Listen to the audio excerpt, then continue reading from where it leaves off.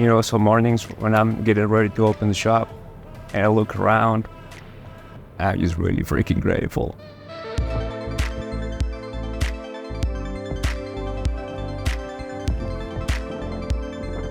Leadville is a highest elevation town in North America, and Leadville is the highest elevation bike shop in North America. If you want movie theaters and you want infrastructure and you want fast food and all that stuff, don't move here. But if you want to just be outside, this is paradise. You have to be a passionate mountain nut to be happy here. I am from Hidalgo, Mexico, a tiny itty-bitty state north of Mexico City. I arrived in Colorado with my bike, my dog Roscoe, and everything I owned, and a bike trailer 20 years ago, almost on the dot. When I started to leave Mexico, it was because of a breakup. When I'm struggling, when I feel stranded, when I feel stagnant, I ride my bike. I oftentimes tell people that I fix bikes because bike fix me. It was winter of 2002, 2003. That winter, oh my gosh, it was probably like 2 meters of snow. Got snowed in, never left. Like Colorado picked me to a degree. Usually my plans never go farther than like 2 weeks or 2 months from now. I never intended to move here permanently, let alone spend 20 years. After this, we need to break it free and separate this from this. Mm-hmm. I fell in love, and my sweetie at the time lived in Leadville. I just started doing bike work out of my house. Little by little, people told people, word of mouth, caught on fire, and every day I will like build it all up, my little mini dirtbag service center, turtle back down. It's like nothing happened, leaving no trace. That was kind of like the beginning of exploring having my own shop. My old friends of almost 20 years by now, one of them said, it's time you have your own shop. We're gonna make it happen. And so this place exists because of them. Everybody came together and chipped in to make this happen. So mornings when I'm getting ready to open the shop and I look around, I'm just really freaking grateful. Really grateful. They gave me something to do at this point in my life, and I'm just so proud, and I feel just such a freaking duty to deliver, to give back, to make him proud, and to do the best I can with this shop. And that's why it's the little community space that it's become.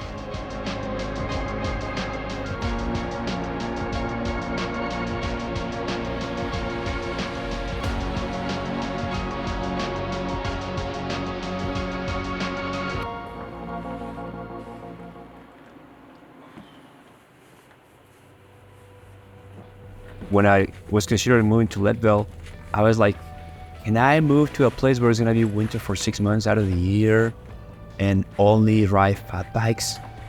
And turns out I love it. Fat biking, it's underground, kind of out low.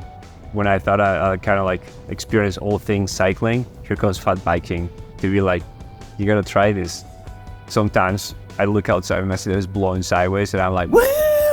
And get all like excited about it, My pride and joy to fat bike as much as I can, get as high up as I can, do all the races. I don't know what's wrong with me. For a Mexican, I love all things snow, all things cold. This event I just raced was the Colorado Cup, which is the first one in the winter series from Cloud City Wheelers. To a degree, the winter fat bike races are like a high school reunion for me because friends come from all over Colorado. I get to see everybody there. So it's amazing to get all the high fives and all the giggles and just being there to embrace the challenge together with all the homies. That racing versus people have my age, because anyone between 18 years old and 59 years old is compounded on the men's open, which makes things pretty spicy because then it's all out of the gate because it's 8.5 miles. So it's like a cross-country short track race. It's very, very short, which means from the beginning to end, you're 100% like all you got. It's just the most amazing time. I don't win races. I just like the feeling, the challenge, the excitement, and to support good causes. Typically, if I sign up for a race, it's because it's like some ridiculous challenge, and or because it supports a good cause. How about for you? You okay? Yeah, the first few miles I was dying. I hope this is not just in my head, but I think every winter we see more variety in riders. The ridership is becoming a little bit more diverse, where there's more Hispanics, more women, more juniors, and so more and more people embracing this whole winter fat bike racing. That's what we want, right? Because historically cycling has been a white male-dominated sport, and there's a lot of momentum right now to change that because representation matters. If you show up to do something that somebody told you is fun, and you look around and you don't see anyone that remotely looks or sounds like you or behaves like you, you're gonna be intimidating. You're gonna be like, this ain't my scene. I'm just gonna go back to my little corner over here, which is not a good way to promote and enable and embrace everyone. So I love seeing this diversity in the winter fat bike races. It warms my heart, and I hope that we can keep it that way for the winters to come.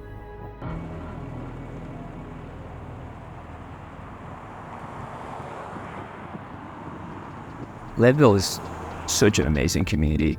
It's resilient, it's tight-knit when it comes to the people who are passionate about environmental stewardship, social justice, building community, and fighting for access to public lands, which is so important for anyone that wants to recreate, do anything, whether it's fish, hunt, bike pack, rock climbing.